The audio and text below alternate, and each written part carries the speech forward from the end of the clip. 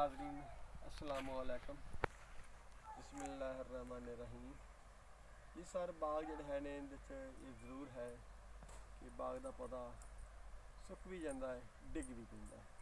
ये दोनों चीज़ां शामिल है, सुकना भी शामिल है, डिगना भी शामिल है। लेकिन एक साडा पौधा डिग्या तो असी फिर इनकी बड़ी एक तरतीब लाई है। ये नालों इनकी मुढ़ चो एक शाख निकली है।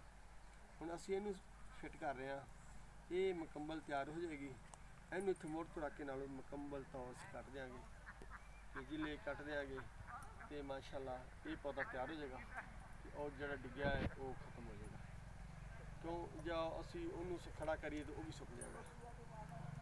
ये साडा पौधा माशाअल्लाह ये पौधा जो डिग पैना ना उस पौधे को ज़ाया नहीं करना। वो छोटी शाख जिले फुटेगी उपर होगी वो जो ऊपर जाए जी थोड़ी जी मजबूत हो जाएगी। उस तो बाद जी मेन शान है देखो सारा थला जमीन पड़ा है, ये डिग्या हुआ सारा। हूँ जो मुढ़ पुड़ती तो पौधे खत्म है, लेकिन मुढ़ मजबूत है, जड़ मजबूत है। इन साइड तो कट देंगे। यह वाली शाख जी ने बड़ी खूबसूरत बड़ी मजबूत 1 साल डेढ़ के पौधा आपकी जगह के खिलाफ पूरा कर जाएगा। है जी साड़ी अज की वीडियो का प्रोग्राम।